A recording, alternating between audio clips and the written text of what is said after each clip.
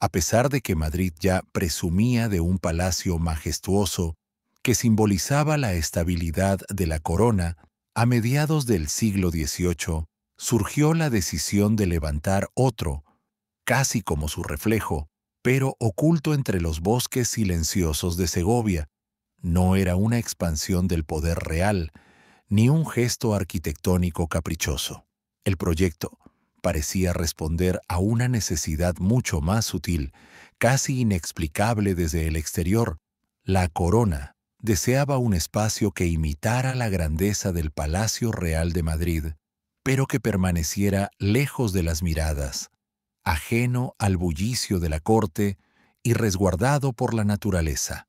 Una construcción destinada a existir, pero no necesariamente a ser habitada, un hogar preparado para recibir a alguien que quizá nunca cruzaría su umbral.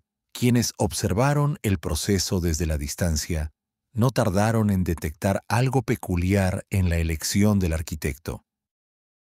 En lugar de confiar el diseño a los maestros que ya trabajaban al servicio de la monarquía, se optó por traer a un experto italiano, Virgilio Ravaglio, un hombre formado en una tradición artística distinta, con una mirada que combinaba precisión geométrica y un sentido teatral del espacio.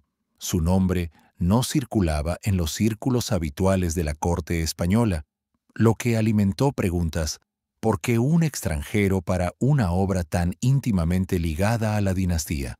¿Qué buscaban exactamente con su visión distinta y, en cierto modo, ajena al paisaje castellano?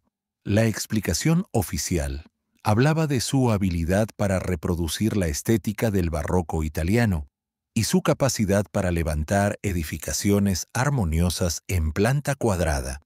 Pero esa versión no lograba apagar las especulaciones. Algunos decían que la reina madre quería distanciarse por completo de los arquitectos madrileños.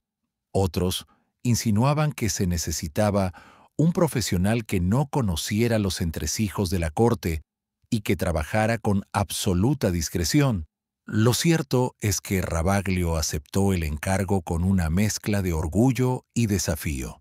No todos los días se tenía la oportunidad de reproducir la esencia de un palacio real en medio de un bosque de encinas, como si se tratara de un escenario diseñado para un personaje que aún no había tomado forma. El lugar elegido para la construcción resultaba tan llamativo como la propia decisión de emprenderla. Allí no había ciudad, ni villas, ni caminos transitados, solo una extensión inmensa de naturaleza que se abría como una página en blanco. El aislamiento, lejos de ser un inconveniente, parecía ser precisamente el objetivo. El nuevo palacio debía parecer un reflejo distante del de Madrid, no para competir con él, sino para guardar una presencia silenciosa, como un eco arquitectónico concebido para cumplir una función que nadie explicaba claramente. Con Ravaglio al mando, el proyecto fue adquiriendo una identidad propia. Cada línea del diseño reproducía la monumentalidad del palacio madrileño, pero también integraba elementos que solo podían funcionar en un entorno tan apartado. La simetría absoluta, las fachadas sobrias y la estructura cuadrada evocaban poder y estabilidad, mientras que el entorno boscoso añadía un aire de misterio.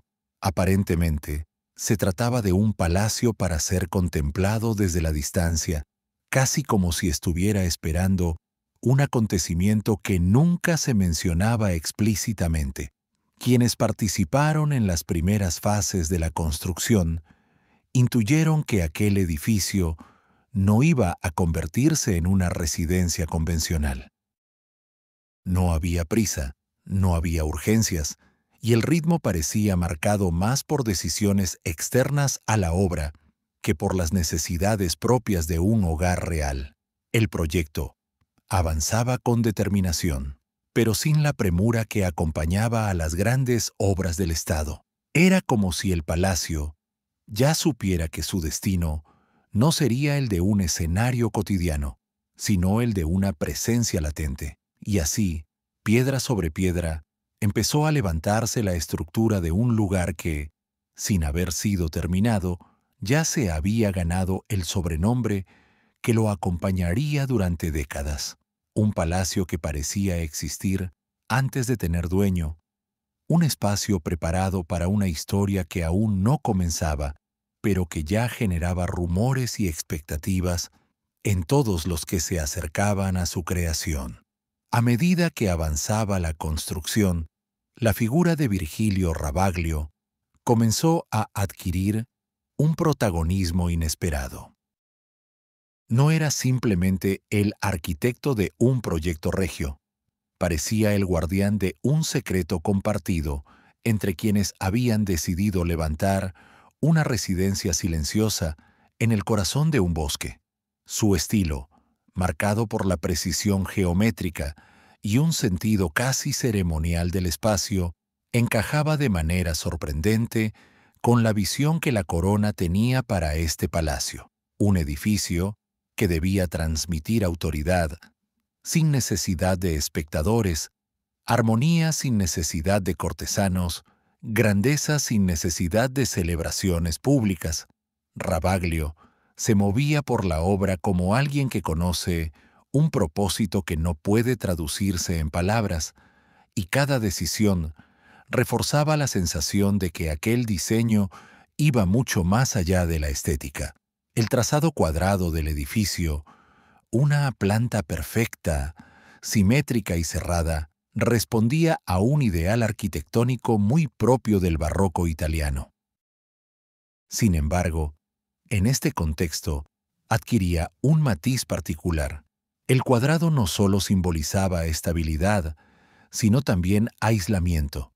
Era una forma que parecía proteger su interior del exterior, una geometría que encerraba el vacío de los patios y los pasillos como si quisiera preservar un silencio profundo. Luego, las tres alturas y el ritmo constante de las ventanas creaban un juego de repeticiones que daba al palacio un aire solemne, casi ritual. No había extravagancias ni excesos ornamentales. Cada elemento estaba pensado para integrarse en un conjunto que debía ser admirado únicamente por quien tuviera acceso a él, lo cual, curiosamente, no parecía ser mucha gente. Pero lo que más desconcertaba era el lugar, una inmensidad boscosa rodeada de vida salvaje, un territorio históricamente destinado a la caza real. Allí, entre gamos y ciervos que cruzaban el paisaje con naturalidad, se levantaba una residencia diseñada con la misma precisión que los palacios urbanos. Lo sorprendente no era que los monarcas tuvieran afición por la caza, una práctica profundamente arraigada en la tradición cortesana, sino que se hubiese decidido construir un palacio de tal magnitud justo allí, donde las únicas actividades habituales eran el rastreo, el silencio y el retiro. Para muchos, esto no tenía sentido práctico. Si se quería un edificio funcional, bastaba con pequeñas casas de recreo. Si se buscaba una estancia de poder, debía estar cerca de Madrid o de la Granja. Si se buscaba aislamiento, no se necesitaba esta monumentalidad. La gran pregunta era, entonces, ¿por qué unir estas dos ideas? Un modelo arquitectónico digno de la capital y un entorno tan lejano como inhóspito para una vida cortesana. La respuesta parecía esconderse en una combinación de estrategia y simbolismo. Por un lado, colocar el palacio en un coto de caza reforzaba su carácter privado, casi inaccesible, un lugar donde la presencia real podía pasar desapercibida para diplomáticos, visitantes o curiosos. Por otro, permitía diseñar una residencia que funcionara como refugio, como un mundo aparte que no interfiriera en la vida política ni social de la corte. Ravaglio comprendió desde el primer momento que su obra debía adaptarse a ese propósito silencioso. Por ello, cada decisión arquitectónica parecía calibrada para convivir con el entorno sin imponerse sobre él. Las fachadas, aunque monumentales, estaban pensadas para dialogar con la densidad del bosque, las proporciones, para generar una sensación de equilibrio en medio de la naturaleza, y la disposición interna, para asegurar que cada habitación recibiera luz suficiente sin romper la atmósfera introspectiva que el lugar exigía.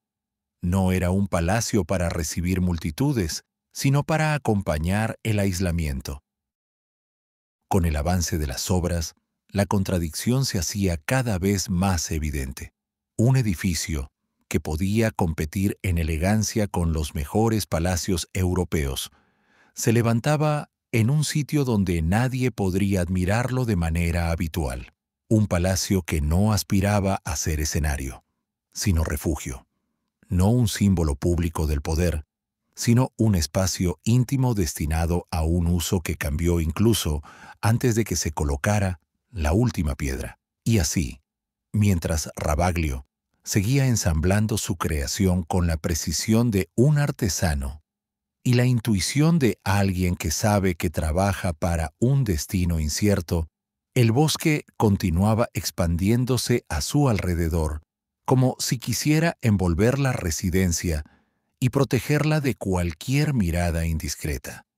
La historia del palacio adquiere un giro inesperado cuando aparece en escena la figura que lo inspiró todo, Isabel de Farnesio. Su influencia en la política española era indiscutible, y aunque oficialmente ocupaba el lugar de reina madre, en realidad seguía moviendo los hilos de los asuntos más delicados. Tras años de maniobras, alianzas y estrategias familiares, ella necesitaba un espacio que garantizara cierta distancia respecto a la corte, pero que al mismo tiempo preservara su dignidad y estatus. La idea de construir una residencia propia surgió como una solución elegante ante la incomodidad creciente que su presencia generaba en el nuevo monarca, Fernando VI, deseoso de ejercer su autoridad sin la sombra constante de la antigua soberana.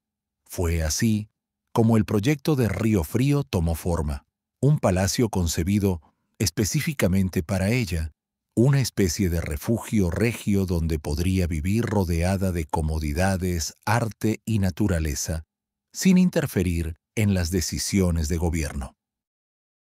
La magnitud de la obra reflejaba tanto su temperamento como su visión del poder. Nada en la estructura sugería renuncia o modestia. Al contrario, el edificio proyectaba la imagen de una mujer acostumbrada a influir, a ordenar, a mantener su lugar en el entramado político, incluso desde la distancia. Río Frío debía ser la extensión física de esa autoridad silenciosa. Sin embargo, el destino decidió intervenir antes de que los muros estuvieran listos para recibirla. La desaparición de Fernando VI sin descendencia alteró por completo el equilibrio sucesorio y la corona pasó inmediatamente a manos del hijo de Isabel, Carlos, quien dejó Nápoles para asumir el trono español. Lo que para la reina madre había sido durante años un deseo íntimo, casi una obsesión, se cumplió de golpe. Su hijo se convertía, por fin, en soberano de España. Con ese acontecimiento, todo lo que representaba Río Frío perdió sentido. Ya no necesitaba un retiro impuesto, ya no debía mantenerse alejada de la corte y mucho menos ocupar una residencia secundaria diseñada en medio del bosque. El palacio, pensado para ser su refugio y su reino privado, quedó suspendido entre dos mundos, demasiado avanzado para abandonarlo, demasiado inútil para terminarlo, según el proyecto original.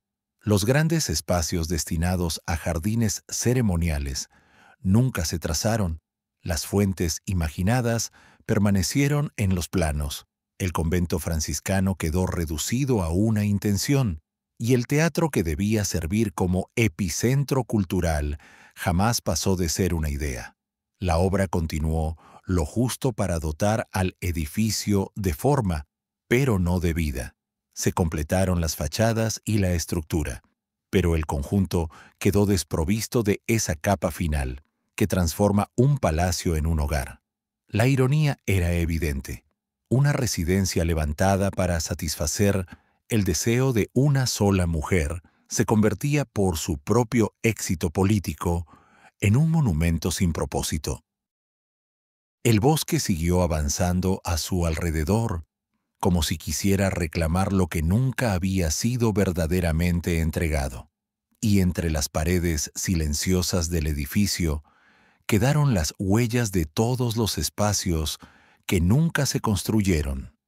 Habitaciones pensadas para un futuro que nunca llegó. Salones imaginados para una vida que cambió antes de inaugurarse. Río Frío nació esperando a su dueña, pero su dueña nunca cruzó sus puertas, y en ese vacío quedaron congelados los fragmentos de un plan que, incluso hoy, se siente inacabado, como si una parte esencial del palacio siguiera esperando instrucciones que jamás serán dadas. Desde los primeros bocetos, trazados para Río Frío, quedó claro que el proyecto iba mucho más allá de un simple palacio destinado al retiro. La visión original apuntaba a la creación de un complejo monumental que rivalizara en ambición y escala con los grandes sitios reales de Europa.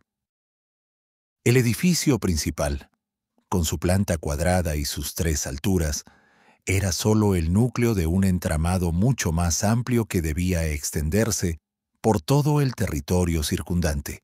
Allí, entre arboledas y claros naturales, se preveía instalar jardines ceremoniales, fuentes ornamentales y avenidas diseñadas para conducir a los visitantes hacia espacios de contemplación o espectáculo. Lo planeado no era únicamente una residencia, era un microcosmos arquitectónico donde la vida regia podía desarrollarse en múltiples direcciones. Uno de los elementos más llamativos del proyecto inicial era el teatro. Concebido como un edificio independiente, debía servir como punto de encuentro cultural, un espacio donde la reina madre podría recibir invitados selectos, promover representaciones musicales y teatralizaciones que reforzaran su presencia social incluso lejos de la corte. El Teatro de Río Frío habría convertido al enclave en un centro artístico inesperado, un refugio donde la cultura conviviría con el aislamiento natural. Sin embargo, la estructura nunca se levantó, quedó detenida en planos y maquetas, como si la idea hubiera sido demasiado grandiosa para un lugar destinado en apariencia a la discreción. Otro componente que jamás llegó a materializarse fue el convento franciscano. Su inclusión no respondía únicamente a funciones religiosas, sino también a una estrategia simbólica. La presencia de una comunidad monástica habría otorgado al conjunto un carácter solemne, reforzando la imagen de la Reina Madre como figura respetada y rodeada de devoción. El convento debía situarse en una de las zonas elevadas del terreno, creando un equilibrio espiritual con la magnificencia del palacio. Pero ese equilibrio quedó en manos de la imaginación. No se colocó ni la primera piedra. Los jardines previstos, quizá la parte más visible del proyecto en su concepción inicial, también quedaron truncados antes de nacer. Se había proyectado un trazado geométrico, con paseos sombreados, estanques y esculturas que dialogarían con la arquitectura del palacio a través de líneas de perspectiva cuidadosamente medidas. Su función no era meramente ornamental, debían actuar como transición entre el rigor de la construcción y la libertad natural del bosque.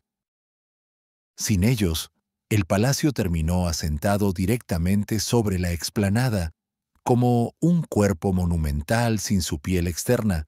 sin el marco que le habría permitido integrarse plenamente en el paisaje. Las casas de oficio, las caballerizas y las dependencias para el personal también formaban parte del plan. Se trataba de un complejo autosuficiente, donde un pequeño mundo cortesano podía funcionar sin necesidad de depender de otras residencias reales. Estas construcciones habrían otorgado vida y continuidad al palacio, creando un flujo constante de actividad que nunca llegó a producirse. La plaza mayor de acceso, pensada como un gran espacio ceremonial, quedó igualmente inconclusa, dejando un vacío simbólico en la entrada del recinto. Lo que finalmente se construyó, el palacio y la explanada, no era más que el esqueleto de una visión mucho más rica y detallada.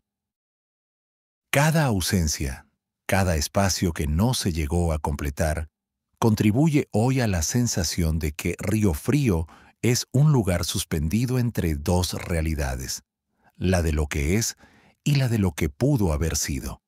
El visitante que recorre sus alrededores puede imaginar las avenidas que nunca se abrieron, los coros que nunca resonaron, los jardines que nunca recibieron flores, y así, envuelto en este silencio arquitectónico, el palacio sobrevivió como una obra incompleta, una estructura majestuosa que encierra en sus muros la sombra de un proyecto nacido para ser inmenso, pero condenado a permanecer apenas como una monumental insinuación. Río Frío es, en esencia, la carcasa visible de un sueño que se desvaneció antes de tomar forma completa. Un recordatorio de que la arquitectura también puede ser testigo de intenciones frustradas. Cuando quedó claro que el palacio nunca cumpliría su propósito inicial, Río Frío entró en una fase de silencio prolongado que, lejos de condenarlo al olvido, lo preparó para una nueva función. A falta de jardines, teatros o conventos, el edificio encontró su lugar en aquello que siempre había definido su entorno: la casa, el bosque que lo rodeaba, un territorio vasto, casi intacto y poblado de especies que se movían con libertad, ofrecía una oportunidad que resultó imposible ignorar. Poco a poco, lo que había empezado como un refugio político para una reina se convirtió en una residencia perfecta para los soberanos que buscaban alejarse discretamente de la vida pública sin renunciar al contacto con la naturaleza. La transición no fue abrupta, sino gradual. El palacio, todavía imponente pero vacío, se adaptó con sorprendente facilidad al nuevo uso. Su estructura cerrada y su planta cuadrada creaban un ambiente protegido, donde la presencia real podía mantenerse fuera de los ojos curiosos. El aislamiento geográfico, que había sido un inconveniente para la vida cortesana, se volvió una ventaja para quienes deseaban moverse sin protocolo ni ceremonias. El edificio parecía haber sido construido pensando precisamente en ese equilibrio entre grandeza y privacidad, ofreciendo interiores amplios y solemnes, pero también la posibilidad de entrar y salir sin la atención que acompañaba a los palacios urbanos. Los monarcas que comenzaron a frecuentar Río Frío lo hicieron atraídos por la tranquilidad que brindaba el bosque y por la calidad cinegética de la zona. Allí se encontraban gamos, ciervos y otras especies que habían habitado el territorio durante siglos, proporcionando un escenario ideal para las jornadas de caza que formaban parte de la tradición regia.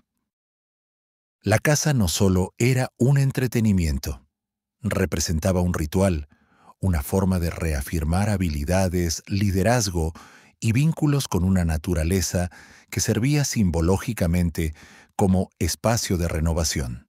Río Frío, con su mezcla de aislamiento y magnificencia, se ajustaba perfectamente a esa necesidad, Pero lo que realmente convirtió al palacio en una residencia especialmente valiosa fue su capacidad para ocultar sin encerrar. Desde sus grandes ventanales se podía contemplar la extensión del bosque sin ser visto. Los patios interiores ofrecían luz y resguardo. Los largos pasillos permitían movimientos discretos incluso dentro del edificio. Era un lugar donde la vida real podía desarrollarse sin el peso constante de la representación, un espacio donde se respiraba libertad en un marco arquitectónico perfectamente controlado. Con el tiempo, Riofrío adquirió una reputación particular entre los soberanos. Era donde se podía estar sin ser interrumpido, donde se podía reflexionar sin las tensiones de la corte, donde la naturaleza servía de refugio simbólico para momentos de retiro voluntario o de necesidad emocional. Este uso silencioso, casi íntimo, transformó la identidad del edificio. Ya no era el palacio que esperaba a su dueña ausente, era una residencia que por fin encontraba ocupantes que no buscaban grandezas incompletas, sino la tranquilidad que solo un entorno como aquel podía ofrecer. Así, lo que comenzó como un palacio sin propósito, terminó convirtiéndose en una estancia ideal para los monarcas que necesitaban desaparecer temporalmente del escenario oficial. Riofrío ofrecía la rareza de una arquitectura monumental diseñada para ser vista, pero ubicada en un lugar donde solo la naturaleza era testigo de su presencia, creando un equilibrio perfecto entre el esplendor y el secreto. Con el paso de los años, Riofrío dejó de ser solo una parada discreta para jornadas de caza y encontró, por primera vez, a un habitante estable. Ese inesperado residente fue Francisco de Asís de Borbón, esposo de Isabel II, cuya vida pública estaba marcada por tensiones personales y comentarios constantes. El palacio, aislado del ruido político y de las miradas insistentes de Madrid, se convirtió en el refugio perfecto para alguien que buscaba calma en medio de una existencia rodeada de rumores y desencuentros. Riofrío ofrecía algo irresistible para él: distancia sin renuncia, grandeza sin exigencias, un hogar donde podía desaparecer sin dejar de ser quien era. El cambio dentro del edificio se percibió desde el primer momento. Habitaciones que parecían congeladas en un tiempo indefinido comenzaron a cobrar vida. Los largos pasillos resonaron con pasos habituales, no solo con los de servidores de paso. Las estancias que habían sido diseñadas para una reina que nunca llegó a ocuparlas, se adaptaron al uso cotidiano de un rey consorte que, lejos de los rituales oficiales, reorganizó los espacios según sus necesidades personales. El dormitorio que eligió, con vistas hacia el bosque, se llenó de objetos íntimos, retratos, textiles y pequeños detalles que transformaron la frialdad del palacio inacabado en una residencia habitada de verdad. En su despacho, donde pasaba largas horas escribiendo, leyendo informes o simplemente contemplando el silencio del entorno, se respiraba una sensación de retiro reflexivo. No era un lugar para reuniones políticas ni para recibir visitas solemnes.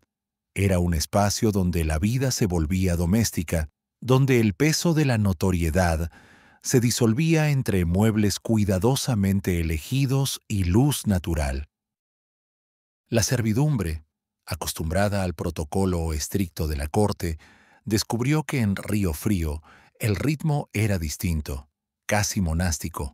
Movimientos suaves, tareas organizadas para no romper la quietud, voces reducidas a murmullos que acompañaban la atmósfera contenida del palacio. La decoración de algunas salas, especialmente durante este periodo, reflejó esa convivencia entre grandeza y intimidad. Se añadieron piezas nuevas, tapices restaurados, mobiliario cómodo pero elegante, siempre manteniendo la austeridad armónica que exigía el edificio.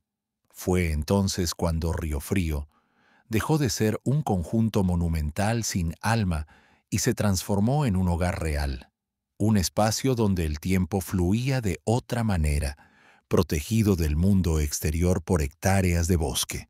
Sin embargo, lo más significativo de esta etapa no fue solo que el palacio por fin tuviera un residente, sino que demostrara su verdadera capacidad, la de convertirse en refugio para quienes necesitaban alejarse de la presión pública. Francisco de Asís encontró allí un modo de vida silencioso, casi terapéutico, en medio de un entorno que amortiguaba conflictos y suavizaba tensiones.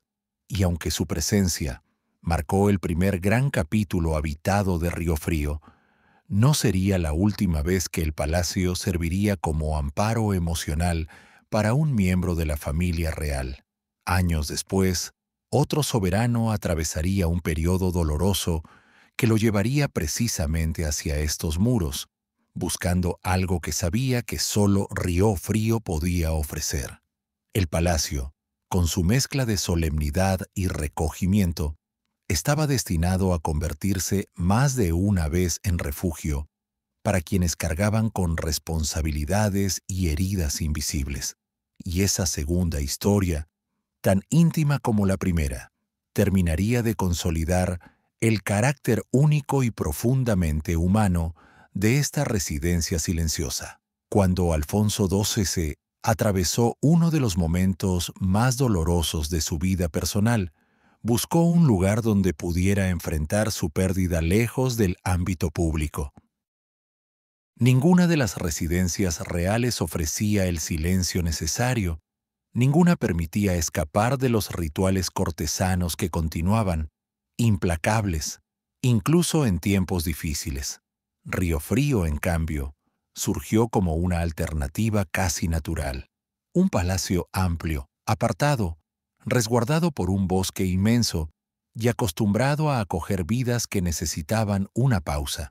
Allí, entre muros concebidos originalmente para una reina que nunca llegó y habitados después por un consorte que buscaba calma, el joven monarca encontró un refugio adecuado para procesar una herida que aún no sabía cómo enfrentar. El edificio parecía transformarse para él.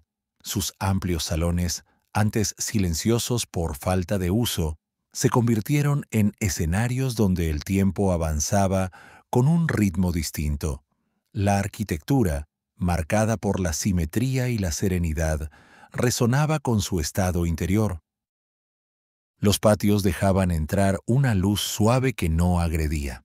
Las galerías actuaban como corredores introspectivos, donde cada paso se escuchaba con claridad, y las proporciones exactas de las estancias generaban una sensación de orden que contrastaba con el desorden emocional que lo había llevado allí. Riofrío no solo era un refugio físico, parecía ofrecer también un orden simbólico, una estructura externa que acompañaba silenciosamente su búsqueda de equilibrio. El dormitorio que eligió, uno de los espacios mejor conservados en la actualidad, fue adaptado con sencillez y respeto por su necesidad de recogimiento. Los muebles, seleccionados sin extravagancia, reflejaban un ambiente íntimo donde cada objeto tenía un propósito. Las telas suaves, los colores apagados y la ausencia de elementos decorativos excesivos creaban un equilibrio entre la solemnidad del palacio y la calma que buscaba. Desde la ventana, el bosque se extendía como un horizonte que convidaba a la reflexión, con tonos cambiantes según la estación. El monarca encontraba allí un espacio donde el silencio era profundo, pero no vacío, un silencio que acompañaba. En el despacho contiguo, donde pasaba largas horas, se percibía aún más esta transformación emocional del palacio.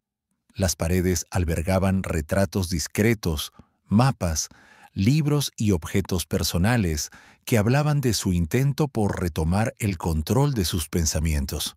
La luz que entraba por los ventanales proyectaba sombras delicadas sobre los suelos, sombras que acompañaban sus reflexiones en un ambiente protegido del bullicio del mundo exterior. La arquitectura parecía responder a su estado, como si el palacio hubiera sido construido para amortiguar emociones intensas y ofrecer un espacio donde reorganizar la vida sin interrupciones. Fue su presencia la que, paradójicamente, detuvo el deterioro natural de muchos interiores.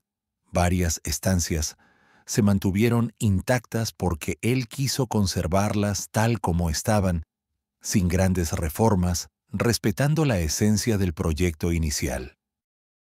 Gracias a ese periodo de retiro, habitaciones como el dormitorio, el comedor y algunas salas de uso privado conservaron su atmósfera original, una mezcla de sobriedad y elegancia que hoy permite comprender no solo la arquitectura de la época, sino también la sensibilidad de quienes la habitaron en momentos cruciales. Y así, Río Frío adquirió una nueva identidad. Si para Francisco de Asís había sido un refugio ante la tensión social, para Alfonso XII se convirtió en un espacio de reconstrucción emocional. El palacio demostró que su monumentalidad no estaba reñida con la intimidad, que podía ser tanto símbolo de poder como escenario para el recogimiento. Y fue precisamente esta dualidad la que dejó una huella duradera en sus interiores, preparando el terreno para el recorrido por las salas que, gracias a estos periodos silenciosos, han llegado hasta el presente como testimonios vivos de una historia profundamente humana. Cuando se recorre Río Frío con atención, se descubre que el palacio no solo conserva la sobriedad de su arquitectura exterior, sino también un sorprendente cúmulo de detalles interiores que hablan de una vida íntima, cuidadosamente organizada. Sus salas, lejos de ser simples espacios vacíos, parecen contener aún la presencia de quienes las habitaron en distintos periodos, como si cada estancia hubiera retenido una parte de lo vivido en su interior. Allí se mezclan mobiliarios elegantes, tapices restaurados, pinturas que narran episodios clásicos y elementos técnicos que sorprenden por su adelantado diseño. La escalera de honor, por ejemplo, recibe al visitante con una amplitud que revela la intención inicial del palacio: ser solemne incluso sin espectadores. Sus escalones anchos, la luz que cae desde los ventanales superiores y la pureza geométrica del conjunto generan un ambiente que equilibra majestuosidad y calma. Al avanzar hacia las cámaras privadas, la atmósfera cambia. Los salones decorados durante el reinado de Isabel II muestran una estética más cálida, con tonos suaves, telas ricas y mobiliario escogido para crear comodidad sin perder la dignidad del entorno. Allí se encuentra el comedor que Alfonso XII utilizó durante su estancia, un espacio donde cada detalle, desde los tapices hasta las lámparas, muestra un equilibrio entre belleza y funcionalidad. Entre los salones más llamativos está el conocido como tranvía, un pasillo que servía para articular las estancias privadas con las áreas de servicio. Este espacio, aparentemente sencillo, guarda uno de los elementos más curiosos del palacio: el sistema de llamadores para la servidumbre. A primera vista, parecen pequeños dispositivos empotrados en las paredes, discretos y casi invisibles. Sin embargo, detrás de estas piezas, se escondía un mecanismo complejo que permitía a los habitantes del palacio solicitar asistencia sin necesidad de elevar la voz ni desplazarse por los corredores. Cada habitación estaba conectada mediante una red interna de cables y resortes a un panel que alertaba al personal sobre el lugar exacto desde donde se requería ayuda. Este sistema, adelantado para su tiempo, revela hasta qué punto Riofrío había sido concebido con una visión moderna del servicio doméstico. La intención no era simplemente disponer de personal, era permitir que la vida cotidiana se desarrollara con fluidez, sin interrupciones, preservando la intimidad de los residentes y evitando que la presencia de la servidumbre interfiriera en los momentos personales. El mecanismo funcionaba con una precisión sorprendente y su autenticidad se ha conservado con tal cuidado que aún hoy puede apreciarse en perfecto estado, casi como si estuviera esperando volver a ser usado. El salón principal, con su distribución simétrica y tapices de gran formato, refuerza la idea de que el palacio fue pensado para albergar tanto reuniones discretas como momentos de retiro.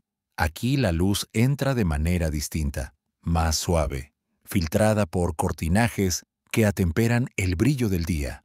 Cada mueble, desde los sillones hasta las mesas auxiliares, fue elegido para acompañar la solemnidad del espacio sin imponerse.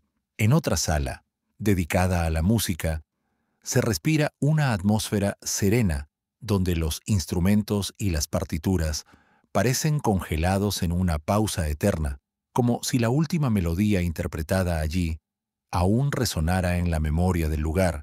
Estas estancias, aunque diversas en estilo y función, comparten un rasgo común: la capacidad de conservar el espíritu de quienes las usaron. Los dormitorios, los oratorios, las salas de paso, todos ellos revelan un equilibrio sorprendente entre tecnología discreta y estética clásica. Riofrío demuestra que, a pesar de su imagen de palacio suspendido en el tiempo, fue concebido con soluciones que anticipaban una vida cómoda y eficiente, muy por delante de lo que cabría esperar en una residencia destinada originalmente a un retiro forzado. Cada habitación guarda una historia. Cada mueble ha sido testigo de un momento íntimo o silencioso, y al explorar estos espacios, uno comprende que el palacio es mucho más que un edificio monumental. Es un organismo vivo que ha aprendido a adaptarse a las necesidades de sus ocupantes, preservando en cada rincón la memoria de lo que allí se sintió, se pensó y se decidió. Con el paso del tiempo, mientras algunas salas permanecían casi intactas y otras se adaptaban a nuevos usos, Riofrío comenzó a acoger colecciones que transformaron por completo su identidad. Lo que había sido concebido como un refugio para la realeza se convirtió gradualmente en un espacio dedicado a preservar la memoria de una tradición profundamente ligada a la historia de España. La casa, la idea de crear un museo dentro del palacio, no surgió como un gesto decorativo, sino como una consecuencia natural del entorno que lo rodeaba y del uso que los monarcas habían hecho de esas tierras durante generaciones. Los bosques de Riofrío, con sus gamos, ciervos y fauna abundante, habían sido escenario de innumerables jornadas cinegéticas reales. Cada expedición, cada temporada, dejaba huellas materiales que iban desde trofeos hasta objetos de uso específico, pasando por armas, herramientas, vestimenta y documentos relacionados con el arte de rastrear y observar. En lugar de dispersar estos elementos entre distintas residencias, se decidió reunirlos allí donde la práctica tenía más sentido, en la propia residencia, que había servido como punto de partida y de retorno para quienes se aventuraban en el bosque. Así nació el Museo de la Casa, instalado en el ala este del palacio, ocupando espacios que anteriormente habían sido completamente secundarios, La colección inicial incluía piezas procedentes de distintas épocas y regiones, algunas de ellas adquiridas por los propios reyes, otras recuperadas de almacenes o donadas por instituciones vinculadas a la tradición cinegética. Entre los objetos más destacados se encontraban esculturas de animales hechas con una precisión sorprendente, pinturas que mostraban escenas de caza desde el Renacimiento hasta el siglo XIX y una variedad de armas artesanales cuya elaboración revelaba siglos de evolución técnica. Estos elementos no solo eran testimonios de la actividad cinegética, sino también obras que reflejaban la sensibilidad artística de cada época. Lo más enigmático de todo era la presencia de varias pinturas cuya procedencia no estaba del todo documentada. Algunas habían llegado al palacio sin registros claros, quizá trasladadas desde otras residencias en momentos de reorganización, quizá rescatadas de colecciones privadas sin dejar rastros formales. En ciertos casos, los temas representados, paisajes sombríos, escenas de animales en situaciones casi simbólicas, composiciones incompletas, despertaban preguntas entre los expertos. ¿Habían pertenecido a proyectos decorativos que nunca se completaron? ¿Se trataba de encargos especiales asociados a la construcción original del palacio? Parte de esta incertidumbre continúa hasta hoy, alimentando la atmósfera misteriosa del museo. Los trofeos expuestos, lejos de ser simples muestras de habilidad cinegética, narran también prácticas, técnicas y costumbres que evolucionaron a lo largo de los siglos. Algunos pertenecen a épocas en las que la caza era un acto ritualizado, mientras que otros reflejan un enfoque más deportivo o científico. Cada pieza posee un carácter único. Hay cornamentas imponentes que parecen contar historias de bosques que ya no existen del mismo modo, pieles cuidadosamente tratadas que revelan un conocimiento minucioso sobre las especies locales y objetos que muestran la relación entre el ser humano, el entorno natural y la tradición. La decisión de ubicar el Museo de la Caza en Río Frío tuvo también un sentido simbólico. Daba a este palacio incompleto un propósito definitivo, transformándolo en un espacio de memoria y estudio. Lo que había sido una residencia silenciosa, marcada por ausencias y destinos truncados, se convertía ahora en guardián de un arte que combinaba técnica, observación, respeto por el entorno y una relación directa con la historia de la monarquía. El museo llenó vacíos, otorgó sentido a salas que antes parecían deshabitadas y añadió una capa de significado que integraba pasado, naturaleza y cultura. Caminar por este museo es recorrer no solo la historia de la casa, sino también la del palacio mismo, un edificio que encontró en estas colecciones una nueva razón para existir, un modo de preservar su identidad en un contexto que había cambiado por completo. Con cada obra, con cada trofeo, con cada pintura de origen incierto, Río Frío se convirtió en un espacio donde las huellas del bosque y las huellas de la historia se entrelazan hasta volverse inseparables. ¿Cuándo terminó la época en la que Río Frío servía casi exclusivamente como refugio íntimo para miembros de la realeza? El palacio entró en una etapa inesperada, marcada por un silencio distinto al que había conocido antes. Ya no se trataba del retiro voluntario de un monarca, ni del aislamiento casi ritual de un consorte, sino de una pausa histórica en la que España atravesaba transformaciones profundas. En ese contexto, surgieron voces y movimientos que buscaban nuevos espacios para reunirse, formarse y construir ideas diferentes sobre la sociedad. Río Frío Con su monumentalidad discreta y su falta de función estable, apareció entonces como una opción singular. Entre 1931 y 1930, durante el periodo republicano, varias asociaciones de estudiantes y grupos vinculados al movimiento feminista solicitaron utilizar el palacio como lugar de convivencia, formación y actividades humanitarias.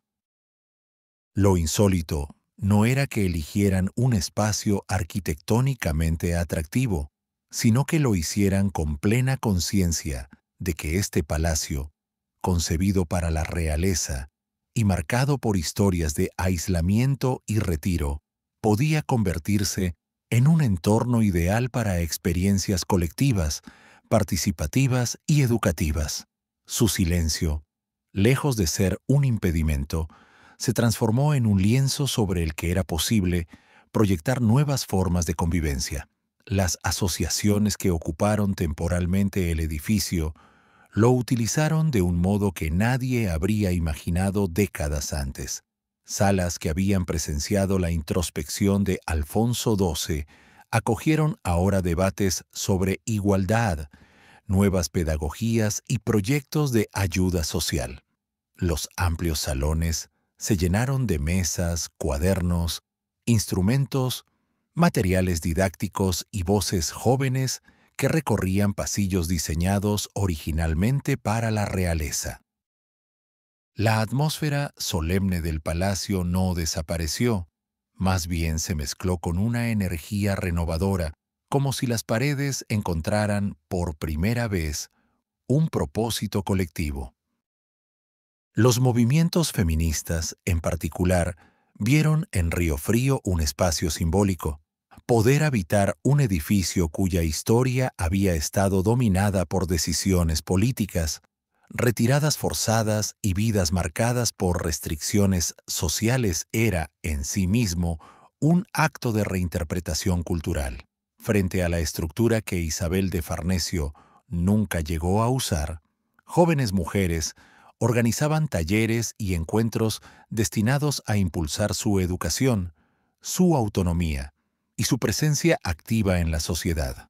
El contraste entre la intención original del palacio y el uso que ahora se le daba confería al lugar una carga significativa, casi poética, donde antes se intentó aislar a una figura poderosa, ahora se fortalecían voces que buscaban ampliación de libertades. Para los estudiantes que participaron en estas estancias, procedentes de distintas disciplinas y ciudades, Río Frío ofrecía algo más que un entorno monumental.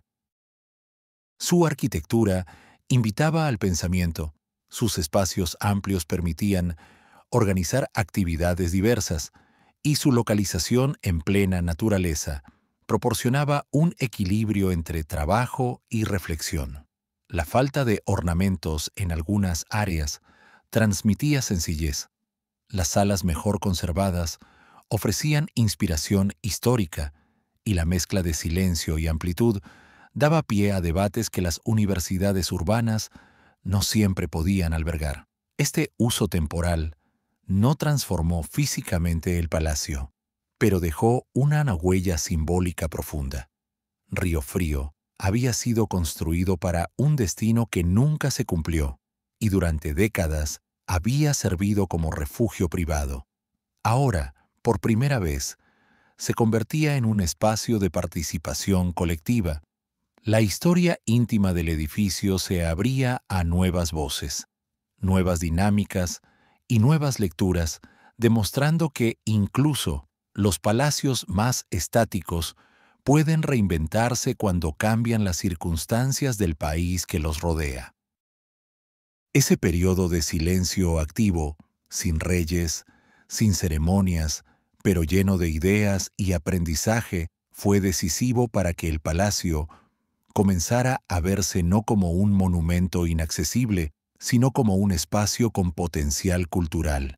Río Frío, que tantas veces había permanecido al margen de la vida pública, empezó a integrarse tímidamente en una nueva narrativa, la de un edificio capaz de transformarse adaptarse y encontrar nuevas razones para existir más allá de los destinos políticos que lo habían marcado desde su origen.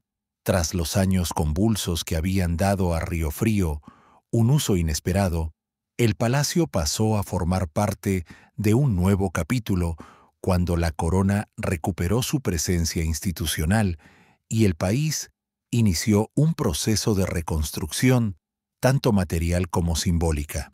El edificio, que había sido testigo silencioso de retiros personales, proyectos truncados y experiencias colectivas, empezó a recibir una atención renovada. Su valor histórico y arquitectónico, hasta entonces parcialmente eclipsado por la falta de un propósito claro, volvió a ser reconocido dentro del plan de recuperación de los reales sitios. El posguerra trajo consigo la necesidad de restaurar no solo estructuras físicas dañadas o abandonadas, sino también la continuidad de una tradición que había quedado fragmentada. En ese contexto, Río Frío se convirtió en un foco de interés. Su arquitectura sólida, su localización excepcional y su estado relativamente intacto lo hacían un candidato ideal para recuperar parte del patrimonio cultural que la nación deseaba revalorizar. Aunque no fue concebido como residencia habitual en la nueva etapa, sí se percibió como un lugar con un enorme potencial para integrarse en la narrativa histórica oficial.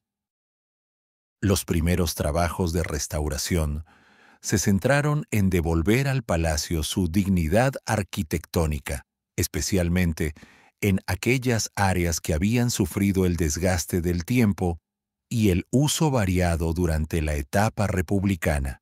Se revisaron estructuras, se reforzaron techos, se repararon carpinterías y se cuidaron los interiores más emblemáticos, buscando un equilibrio entre respeto histórico y funcionalidad. No se trataba de reconstruir un palacio para habitar, sino de preparar un entorno capaz de recibir visitantes sin perder su autenticidad. Poco a poco, las puertas de Río Frío empezaron a abrirse al público de forma ocasional, primero en visitas restringidas y posteriormente en recorridos más amplios. El público que se acercaba lo hacía con curiosidad. Querían ver aquel edificio del que se hablaba como un palacio sin historia cumplida, un lugar majestuoso que nunca había vivido su destino original. Las primeras impresiones eran siempre similares: sorpresa ante su tamaño, admiración por su conservación y fascinación por la atmósfera única que generaba su mezcla de grandeza y silencio. Estas aperturas extraordinarias sirvieron como preludio a una decisión mayor: transformar el palacio en un espacio cultural permanente. La multiplicidad de salas, la coherencia de su arquitectura y la historia acumulada en cada rincón sugerían que Río Frío podía ser mucho más que un monumento estático. Su transición hacia una función museística comenzó a delinearse lentamente, impulsada por la necesidad de preservar y mostrar el patrimonio real de manera accesible para la ciudadanía. El reconocimiento oficial llegó en forma de proyectos más estructurados, pensados para integrar al palacio dentro de un sistema de museos históricos administrados por Patrimonio Nacional. De este modo, Río Frío empezó a prepararse para una nueva vida en la que la contemplación pública sería su esencia.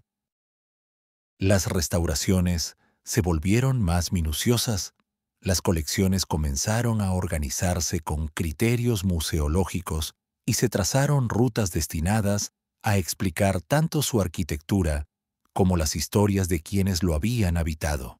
Y así, tras décadas de silencio, de usos alternativos y de cambios de función, el palacio se acercaba finalmente a una identidad duradera, la de convertirse en un espacio destinado a transmitir conocimiento, patrimonio y memoria, un lugar donde las ausencias del pasado se convertían en un recurso narrativo y donde la arquitectura encontraba, al fin, un propósito estable. La época del museo estaba a punto de comenzar, y Riofrío se preparaba para recibir al público, no como un palacio inconcluso, sino como un testigo vivo de siglos de historia. El 14 de julio de 1965 marcó un punto de inflexión decisivo en la historia de Riofrío. Tras décadas de silencios, usos fragmentados y restauraciones parciales, el palacio abrió sus puertas de manera oficial al público por primera vez. Lo que hasta entonces había sido un recinto reservado para la realeza y más tarde un escenario para procesos políticos y sociales muy distintos, se presentaba ahora como un espacio accesible, dispuesto a revelar un patrimonio que había permanecido oculto entre muros imponentes y bosques silenciosos. Para muchos visitantes, entrar en Riofrío significaba descubrir un mundo suspendido en el tiempo, donde cada sala, cada escalera y cada objeto parecía narrar una historia que nunca había sido contada del todo. El recorrido inaugural incluía una variedad de salas que ofrecían una visión sorprendentemente completa de la vida que, aunque limitada, había existido dentro del palacio. La escalera de honor, con su amplitud solemne, guiaba hacia un conjunto de estancias que se mantenían fieles al estilo sobrio y elegante que caracterizaba el edificio. La capilla real, silenciosa y recogida, mostraba lámparas, pinturas religiosas y elementos litúrgicos que revelaban la intención inicial de dotar al palacio de autonomía espiritual. El pasillo de entrada conducía a la primera y segunda salas decoradas con escenas de la vida de Cristo, un conjunto de obras que sorprendía por su unidad temática y la riqueza de sus colores cuidadosamente restaurados.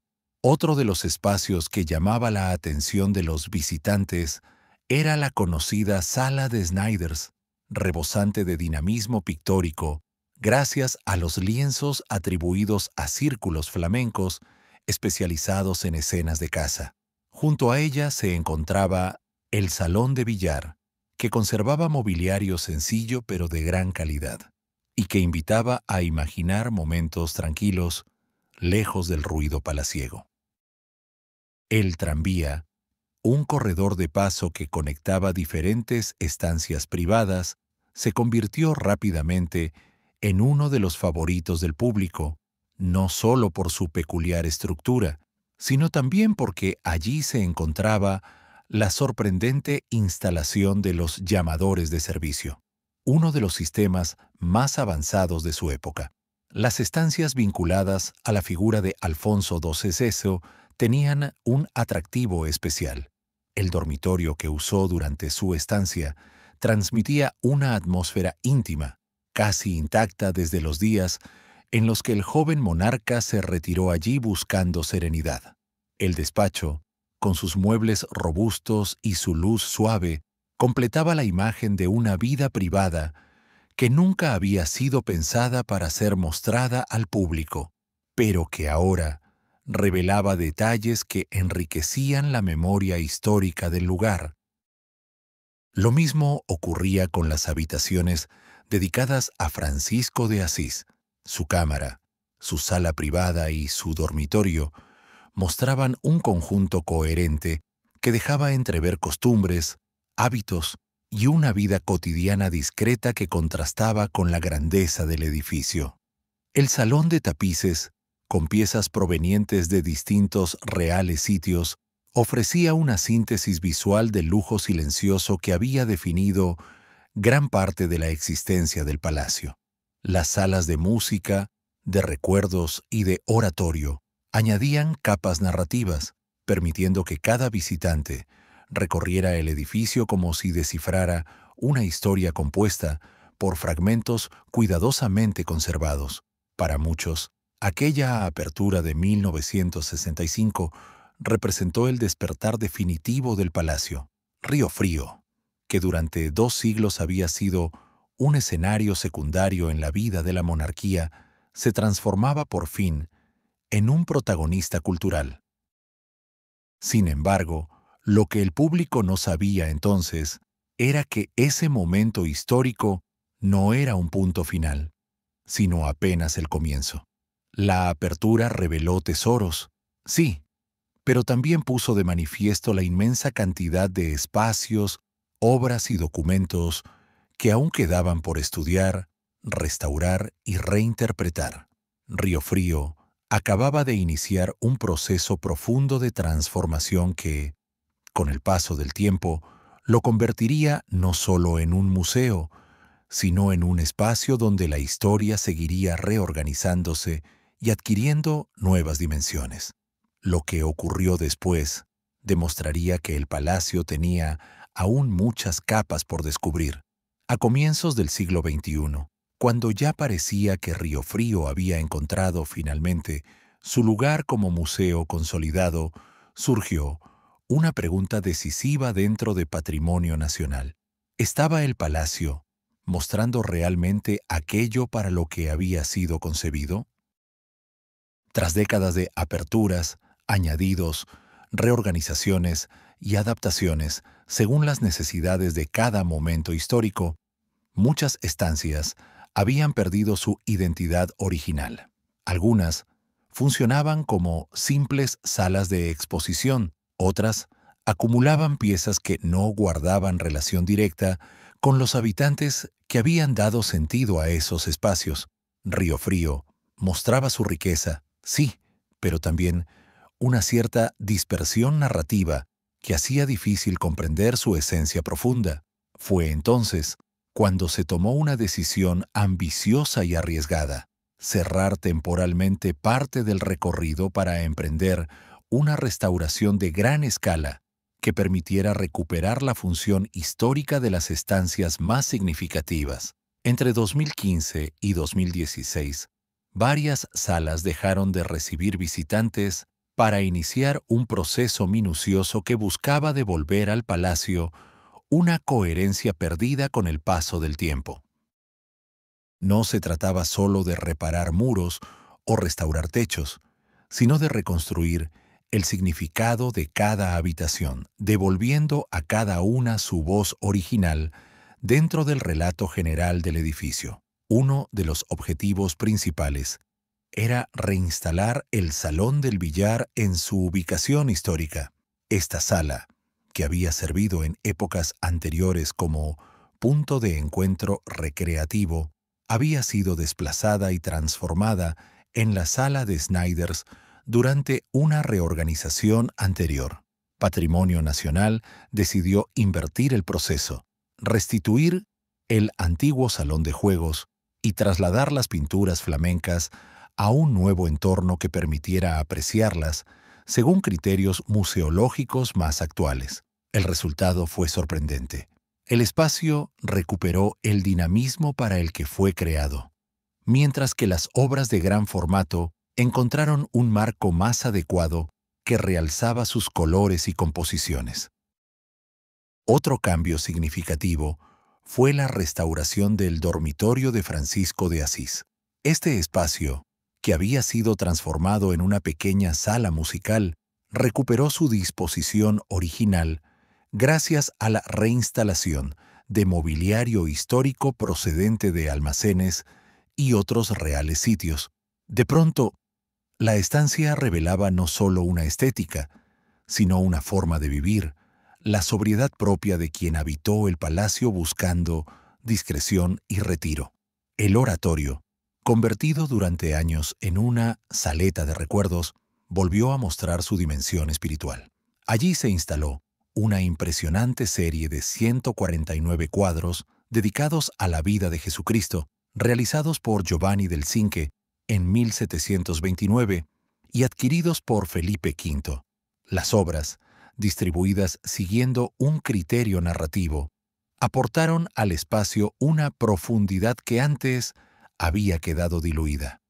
El visitante podía ahora sentir el oratorio como lo que siempre fue: un lugar concebido para el recogimiento y la contemplación. La restauración incluyó también la reconfiguración de estancias de servicio, cuyo papel había sido relegado en la presentación museística anterior.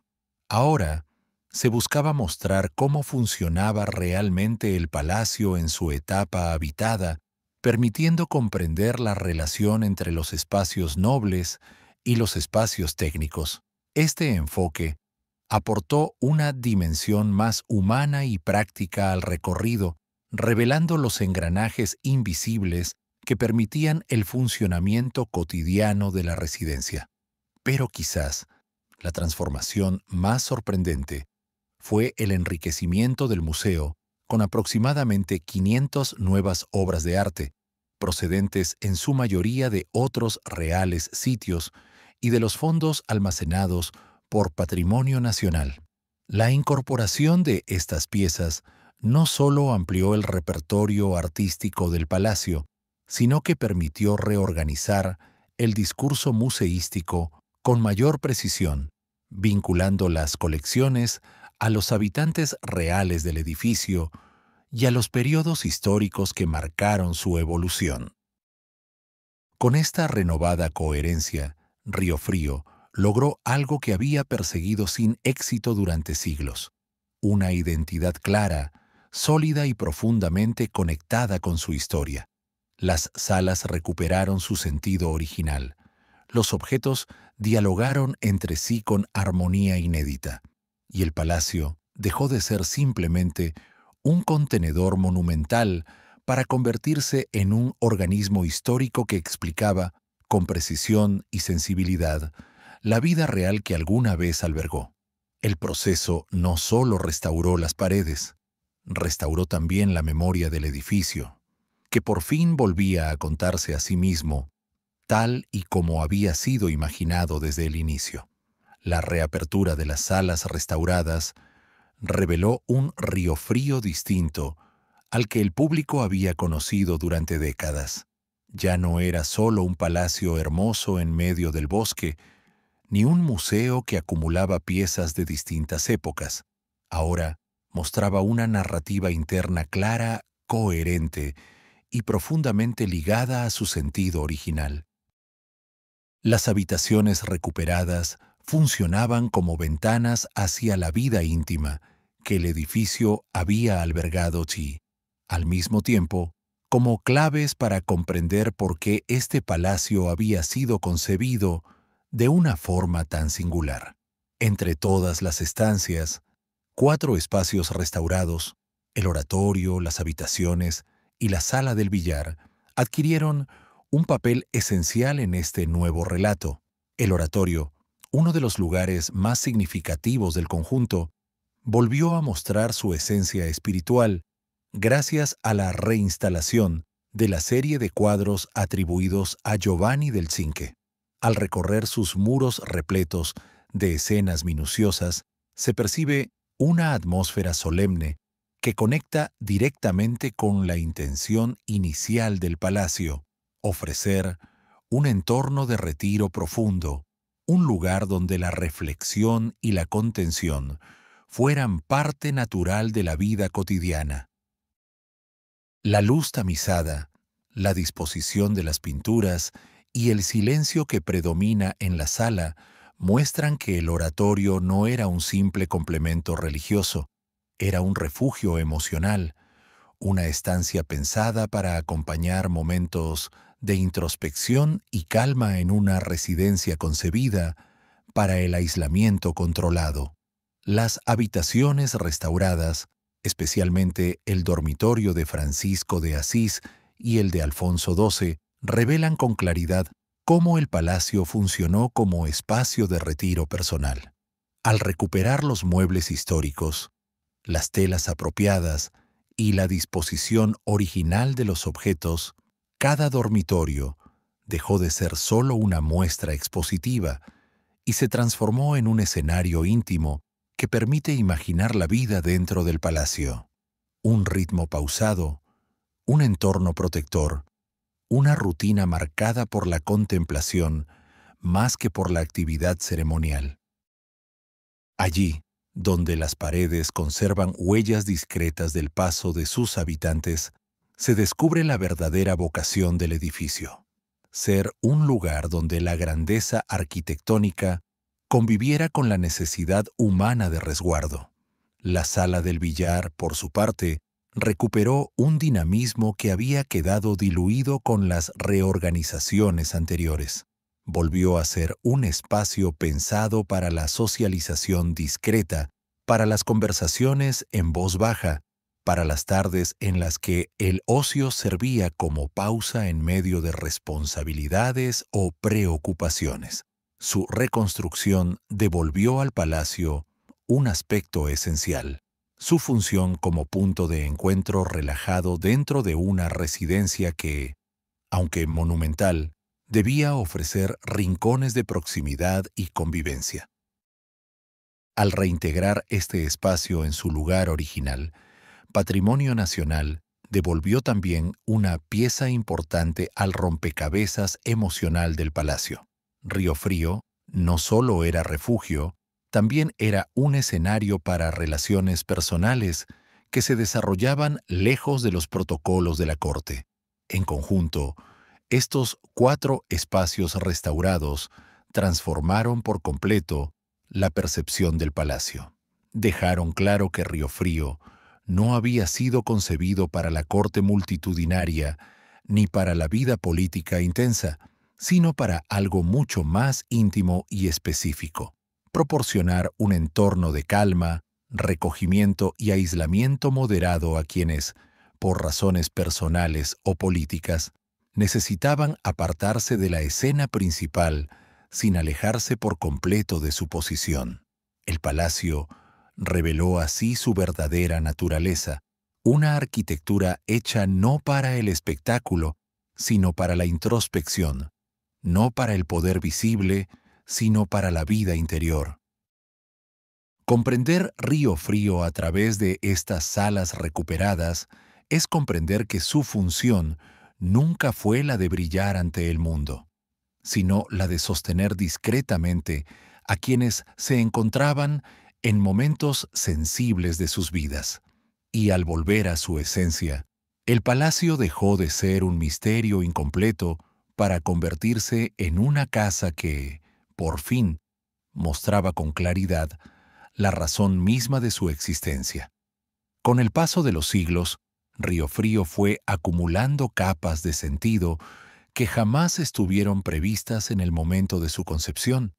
Lo que había empezado como un proyecto político destinado a mantener alejada a una reina poderosa, terminó convirtiéndose en un espacio donde la historia encontró caminos inesperados.